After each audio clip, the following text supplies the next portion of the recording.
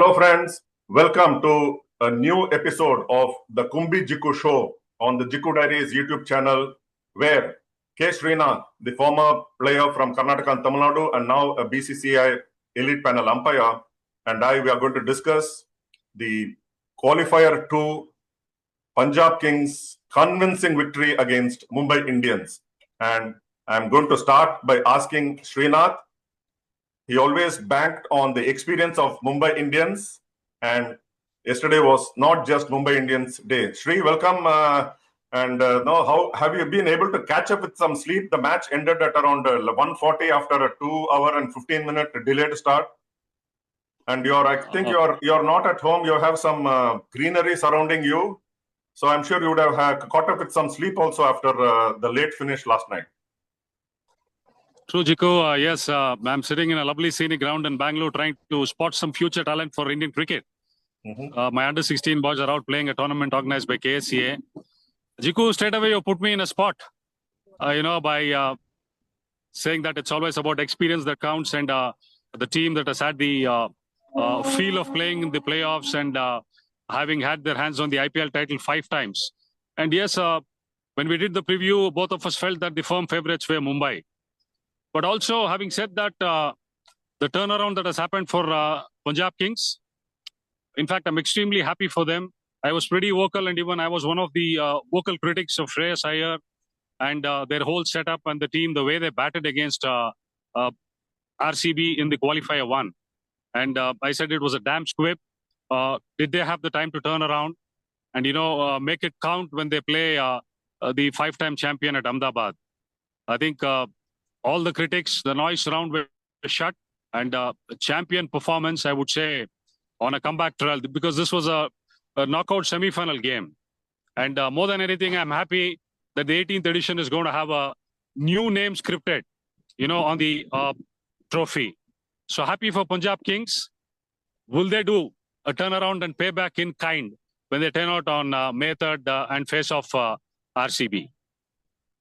Yeah, and it was a remarkable turnaround by Shreyas Iyer, the captain, and also Punjab Kings as a team.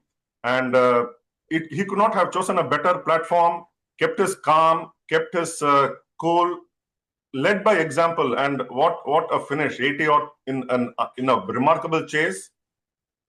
He was just simply outstanding, wasn't he? Absolutely. All the former cricketers on air, and there was a lot written about Shreyas Iyer's shot selection and how his team crumbled under pressure. And he, in fact, went on to say that they were not in a position to assess the sort of pitch they played on in Punjab. But having said that, I think the easiest way to shut the noise and critics around you is by, putting up a performance and getting your team over the line. I mean, what other opportunity and what other platform did Shreyas Iyer require? I think he's proved the world, saying that, he's one of the best in white ball cricket. I always mention, come at the hour, come at the man. When the chips were down, chase 203 in a crunch game. There's no second chance for you. I think he proved not only the cricketing world, his critics, but also ensured, he had his team by his side. It was a fascinating turnaround, 72 hours to come back on the park and, put behind that horror night. A big loss to RCB, a fantastic innings, and he again proved to the world, saying what a champion cricketer is. And of course, he showed that the defeat in the Qualifier 1 was just a bad dream. And for all you know, he and Punjab Kings could be paying back with interest to RCB in the final come Tuesday. And that partnership with Nehal Vadera, what a crucial partnership after the start that Priyan Sharia gave, scoring the 20 most useful, crucial or all-important runs of his life. And all 20 of them with 2 4s and 2 6s came off none other than Jasprit Bumrah. So that set the tone for Punjab Kings chasing 204.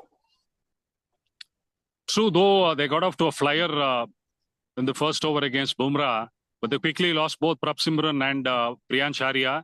2 wickets down, again under pressure in a big run chase in a knockout game.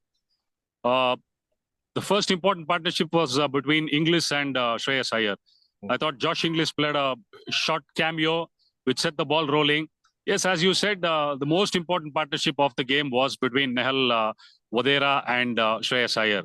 Again, another uncapped Indian player coming to the forefront, as I was always been harping on it.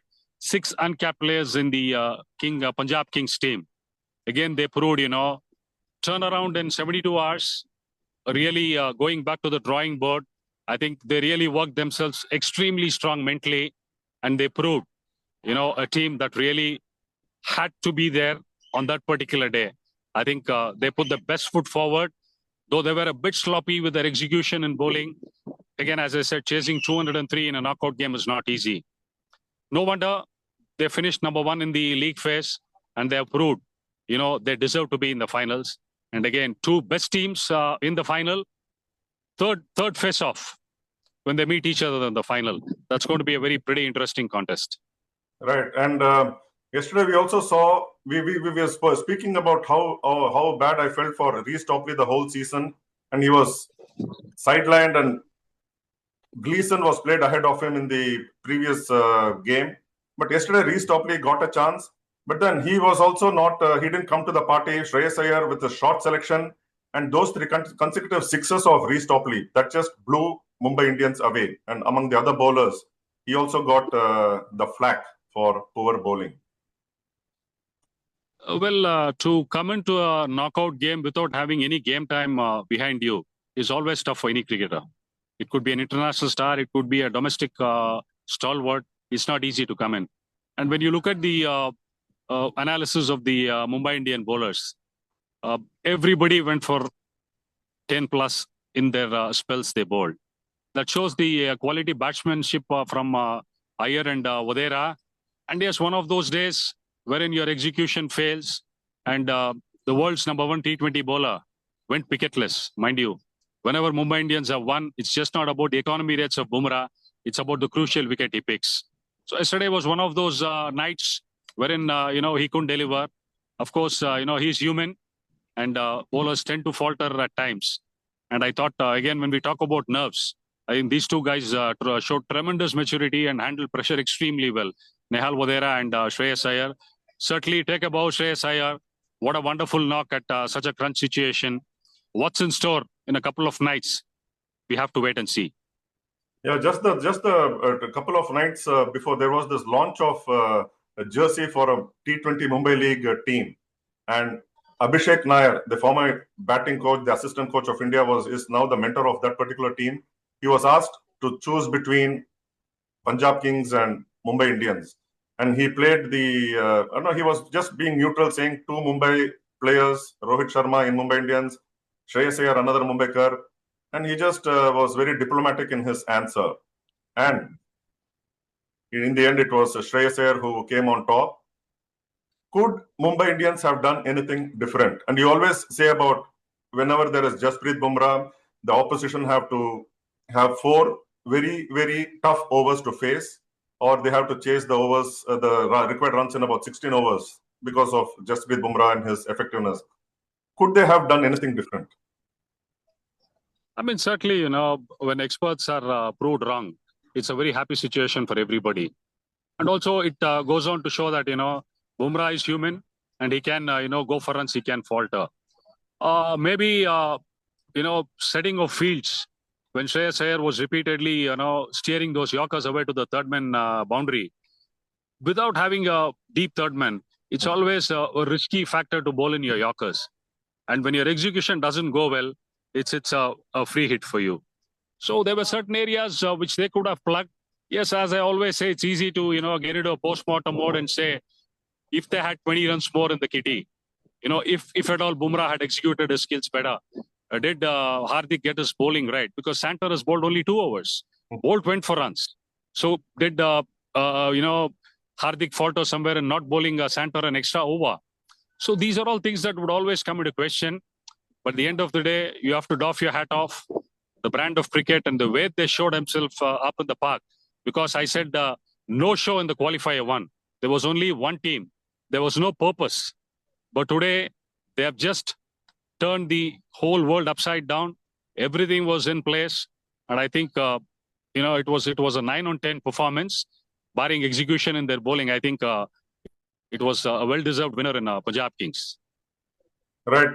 Talking about Punjab Kings bowling, they had Yuzvendra Chahal back fit and bowling. He was their second most economical bowler. The first being, of course, that Kylie Jamieson with 7.5 runs in his quota of overs.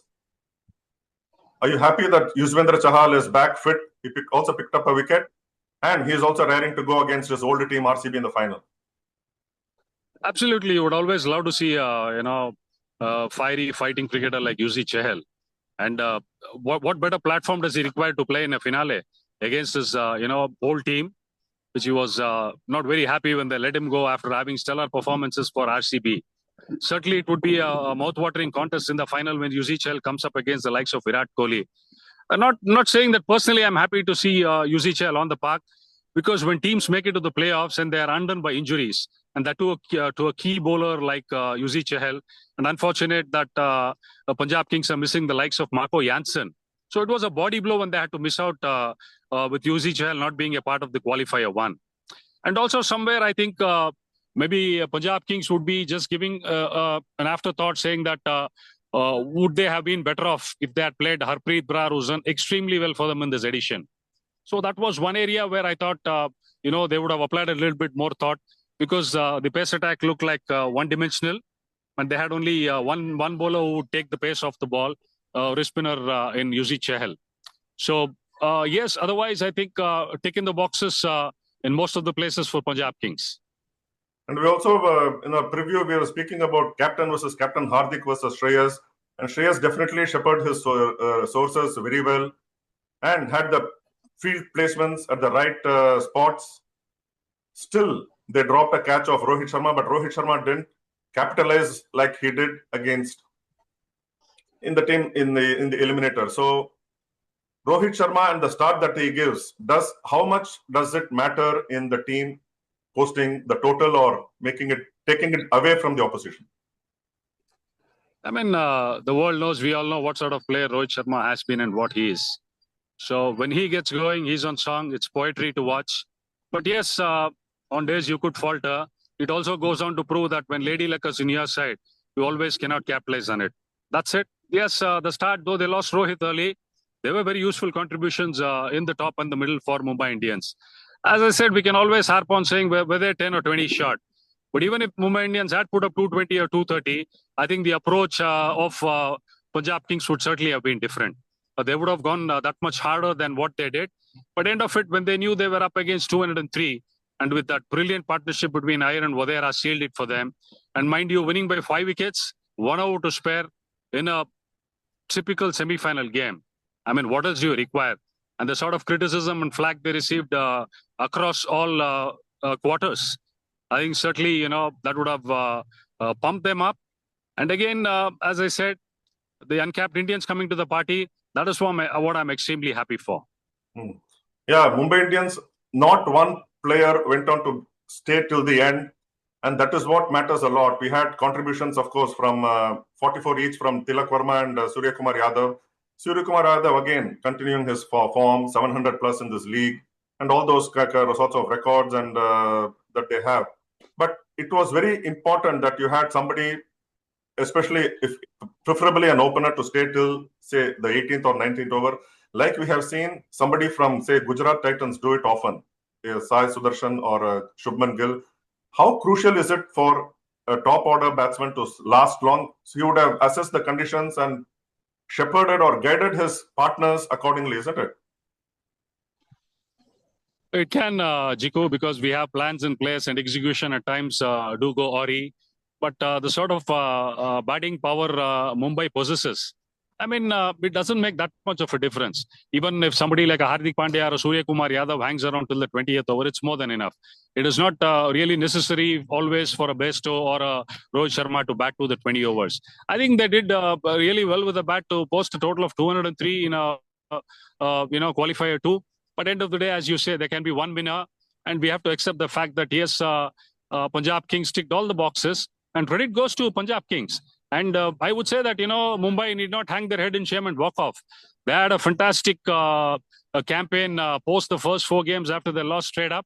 And we've always spoken about it. And we know that, Mumbai have been slow starters. But nevertheless, with whatever they did towards the latter half and the end, they can be proud of the way they performed. The expectations are high, Gikku, whenever we see teams like Mumbai and CSK play. 5 titles under the belt for each. And to me, the beauty is this edition of IPL has thrown up surprises. And for me, I'm more than happy to see a new name etched. And it could be RCB, it could be Punjab Kings. But end of the day, both of them are deserving winners because they played excellent and consistent cricket throughout the season. And whoever has their hands on the trophy truly deserve it. Very true, very true. So a new winner will emerge on third night at the Narendra Modi Stadium.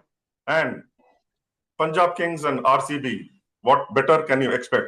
We will discuss more on what to look ahead on third evening in a little while, about 24 hours from now, looking ahead to the final. But now it's Punjab Kings, and like Shreyas Iyer said, he has to cherish this moment and not think about the final.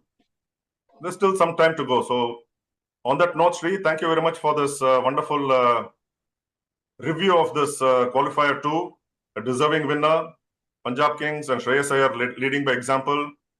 And Les, like you said, Mumbai Indians need not be, they of course they are disappointed, but they don't have to be, they have done well to reach this far, considering the start that they have got. They can be very proud of that.